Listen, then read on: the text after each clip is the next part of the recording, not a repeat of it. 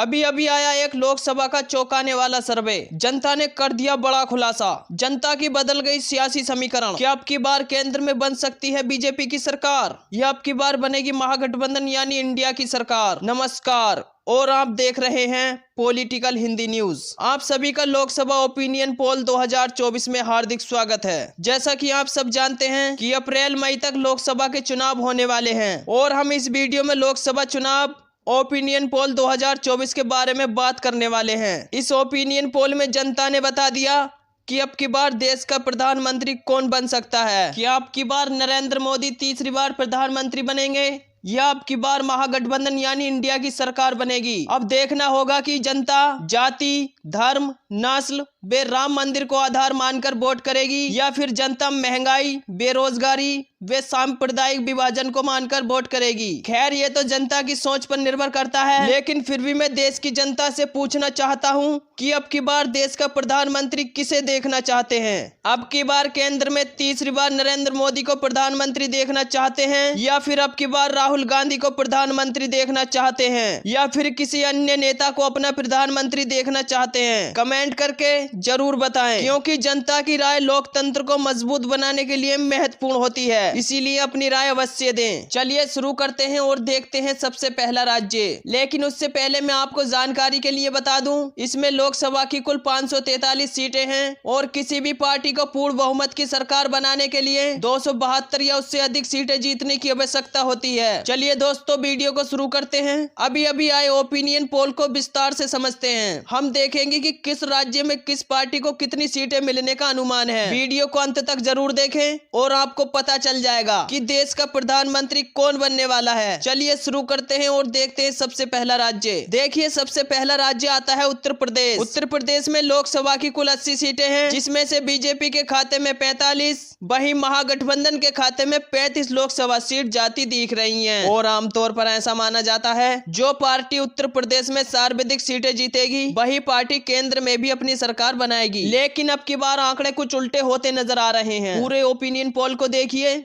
और आपको पता चल जाएगा कि अब की बार देश में अपनी सरकार कौन बनाने जा रहा है। इसी के साथ यदि हम बात करें बिहार राज्य की, बिहार राज्य में लोकसभा की कुल 40 सीटें हैं।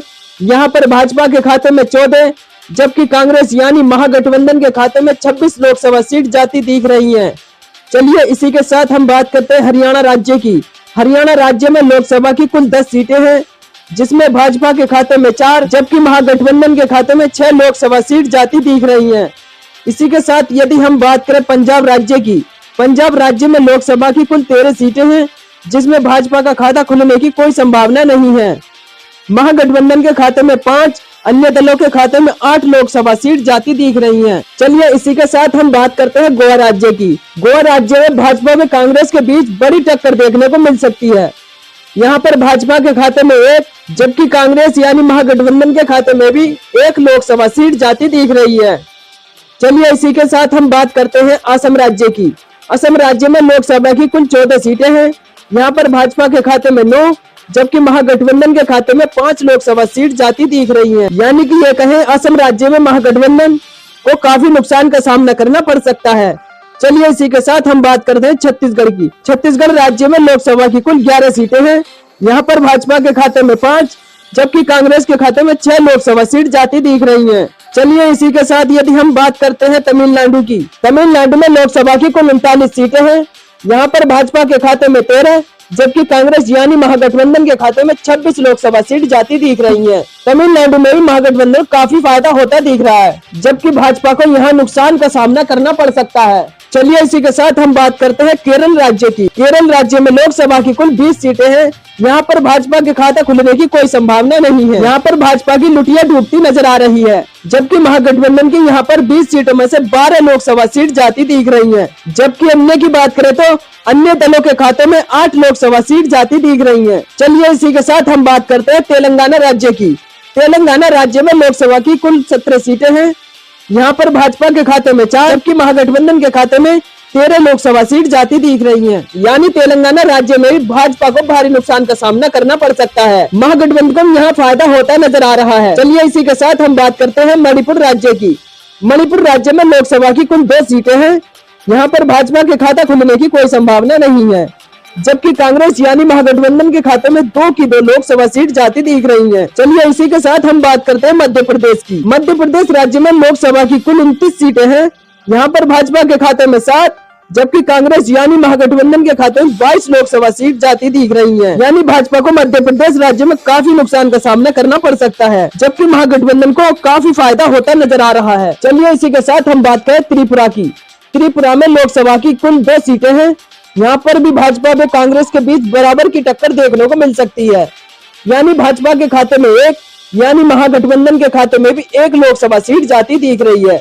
यदि हम बात करें जम्मू कश्मीर की, जम्मू कश्मीर में लोकसभा की कुल 6 सीटें हैं। यहाँ पर भाजपा व कांग्रेस के बीच बराबर की टक्कर देखने को मिल सकती है। यहाँ पर भाजपा के खाते में 3, जबकि महागठबंधन के खाते में भी 3 लोकसभा सीट जाती दिख रही है। चलिए इसी के साथ हम बात करते हैं मेघालय राज्य की। मेघालय राज्य में लोकसभा की कुल 2 सीटें हैं। यहाँ पर भाजपा के खाता खुलने की कोई संभावना नहीं है, जबकि मेघालय की 2 सीट महागठबंधन के खाते में जाती दिख रही है। यानी कि मेघालय राज्य में भाजपा की लुटिया डूबती नजर आ रही है। चलिए इसी के साथ हम बात करते हैं अरुणाचल प्रदेश की। अरुणाचल प्रदेश में लोकसभा की कुल 2 सीटें हैं। यहाँ पर भाजपा व कांग्रेस के बीच बराबर की टक्कर देखने को मिल सकती है। अरुणाचल प्रदेश की 2 लोकसभा सीट भाजपा व कांग्रेस के बीच 1 सीट जाती दिख रही है। तो चलिए इसी के साथ हम बात करते हैं झारखंड की। झारखंड में लोकसभा की कुल 14 सीटें हैं। यहाँ पर भी भाजपा व कांग्रेस के बीच यानी महागठबंधन के बीच बराबर की टक्कर देखने को मिल सकती है। झारखंड की 14 लोकसभा सीटों में से भाजपा के खाते में 7, जबकि महागठबंधन के खाते में 7 लोकसभा सीट जाती दिख रही है। इसी के साथ हम बात करते हैं राजस्थान राज्य की। राजस्थान राज्य में लोकसभा की कुल 25 सीटें हैं। यहाँ पर भाजपा के खाते में 17, जबकि अन्य महागठबंधन के खाते में 8 लोकसभा सीट जाती दिख रही है। यानी कि राजस्थान राज्य में भाजपा को काफी फायदा होता नजर आ रहा है, जबकि महागठबंधन को यहाँ पर नुकसान का सामना करना पड़ सकता है। चलिए इसी के साथ हम बात करते हैं गुजरात राज्य की। वैसे तो गुजरात राज्य भाजपा का गढ़ माना जाता है, लेकिन आप सर्वे को देखिए और आपको पता चल जाएगा गुजरात में लोकसभा की कुल 26 सीटें हैं। यहाँ पर भाजपा के खाते में 18, जबकि महागठबंधन के खाते में 8 लोकसभा सीट जाती दिख रही है। यानी कि गुजरात राज्य में भाजपा को काफी ज्यादा फायदा होता नजर आ रहा है। यानी कांग्रेस महागठबंधन को काफी नुकसान का सामना करना पड़ सकता है। चलिए इसी के साथ हम बात करें दिल्ली की।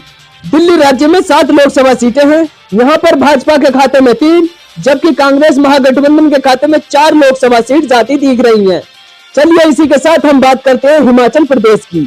हिमाचल प्रदेश में लोकसभा की कुल 4 सीटें हैं। यहाँ पर भाजपा व कांग्रेस के बीच बराबर की टक्कर देखने को मिल सकती है। हिमाचल प्रदेश की 14 लोकसभा सीटों में से भाजपा के खाते में 2, जबकि महागठबंधन के खाते में 2 लोकसभा सीट जाती दिख रही है। चलिए इसी के साथ हम बात करते हैं उड़ीसा राज्य की।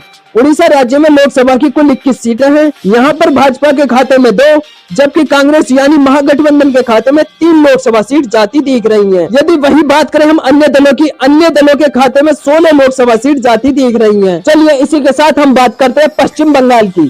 पश्चिम बंगाल में लोकसभा की कुल 42 सीटें हैं। यहाँ पर भाजपा के खाते में 8, जबकि कांग्रेस यानी महागठबंधन के खाते में 34 लोकसभा सीट जाने की संभावना है। चलिए इसी के साथ हम बात करें महाराष्ट्र की। महाराष्ट्र राज्य में लोकसभा की कुल 48 सीटें हैं। यहाँ पर भाजपा के खाते में 16, जबकि महागठबंधन के खाते में 32 लोकसभा सीट जाती दिख रही हैं। महाराष्ट्र राज्य में भी महागठबंधन को काफी फायदा होता दिख रहा है। चलिए इसी के साथ हम बात करते हैं केंद्र शासित प्रदेशों की। केंद्र शासित प्रदेशों में लोकसभा की कुल 7 सीटें हैं। यहाँ पर भाजपा के खाते में 3, जबकि कांग्रेस के खाते में यानी महागठबंधन के खाते में 4 लोकसभा सीट जाती दिख रही हैं। चलिए इसी के साथ हम बात करते हैं आंध्र प्रदेश की। आंध्र प्रदेश में लोकसभा की कुल 25 सीटें हैं। यहाँ पर भी भाजपा के खाता खुलने की कोई संभावना नहीं है। आंध्र प्रदेश की 25 लोकसभा सीटों में से महागठबंधन के खाते में 10, जबकि अन्य दलों के खाते में 15 लोकसभा सीट जाती दिख रही है। यानी कि इसमें भाजपा की लुटिया डूबती नजर आ रही है। इसमें आपने 543 सीटों का सर्वे विस्तार से जाना कि भाजपा के खाते में 204, जबकि महागठबंधन के खाते में 286 लोकसभा सीट जाती दिख रही है। चलिए यदि हम बात करें अन्य दलों की, अन्य दलों के खाते में 53 लोकसभा सीट जाती दिख रही है। इस ओपिनियन पोल के आधार पर हम कह सकते हैं कांग्रेस यानी महागठबंधन अपनी सरकार बनाने जा रही है। यदि आपने हमारे चैनल को सब्सक्राइब नहीं किया है तो प्लीज हाथ जोड़कर रिक्वेस्ट है हमारे चैनल को सब्सक्राइब कर ले, बेल आइकन को प्रेस कर दे। धन्यवाद।